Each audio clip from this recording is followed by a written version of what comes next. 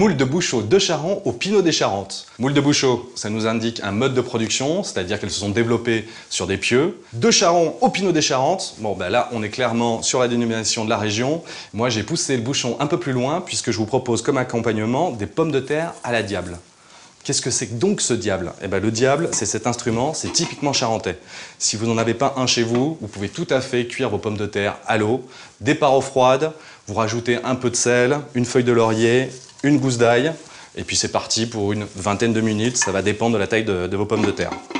On attaque tout de suite le nettoyage de nos moules. Alors, nos moules, on va les passer déjà 1 ou 2 fois sous l'eau claire, et après, ben, on va regarder, c'est-à-dire celles qui ont des petits coquillages, juste avec le bout de l'ongle, on va enlever le petit coquillage.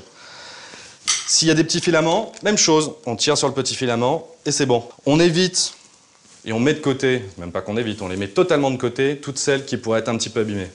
Et enfin, celles qui sont entrouvertes, eh bien on vérifie qu'elles sont quand même en pleine forme, on donne un petit coup sec dessus et si la coquille se referme, c'est que tout est bien.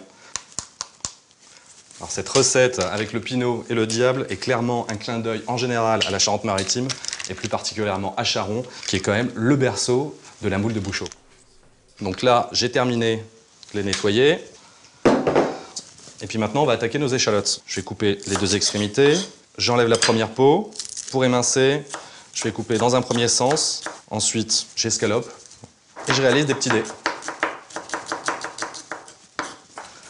Voilà, j'ai fini de couper finement mes échalotes, je récupère une casserole, je la pose sur ma plaque, je vais rajouter un petit peu d'huile d'olive et je mets tout de suite mes échalotes. Le but du jeu, ça va être de faire revenir ces petites échalotes. Je veux pas de coloration, donc pour éviter ça, hop, petite spatule et je remue régulièrement. Donc ça va être à peu près 1 minute de cuisson. Ça y est, mes échalotes sont translucides. Il est grand temps de rajouter mon Pinot des Charentes. Donc là, je le verse. Et je peux monter le feu à fond, puisque dans un premier temps, l'objectif va être d'évaporer tout l'alcool. En fait, ce Pinot va m'apporter une petite touche un peu sucrée dans cette recette. Alors dans un premier temps, ça va vous piquer le nez, mais ça c'est normal. Justement, c'est ces vapeurs d'alcool qui sont en train de s'évaporer. Je sens plus les vapeurs d'alcool, donc il est grand temps de rajouter nos moules. Je les verse d'un coup. Je vais rajouter un petit peu de poivre qui va aider à leur ouverture. On remue un tout petit peu. Et on couvre. Et là, on est parti pour 2 minutes de cuisson.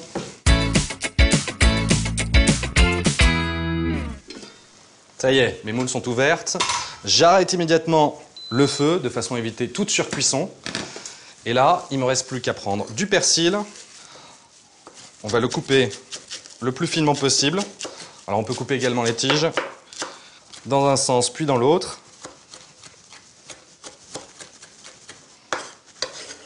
On va apporter cette petite touche de verdure sur mes moules. On mélange. Il ne nous reste plus qu'à servir. Alors d'un côté, nos moules au Pinot des Charentes.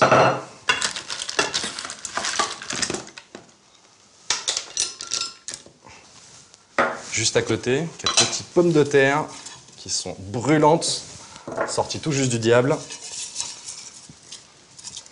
Avec leur gousse d'ail. La feuille de laurier, elle est où? Elle est par là. Et voilà.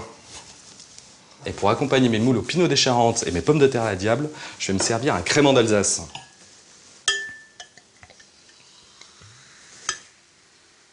Santé!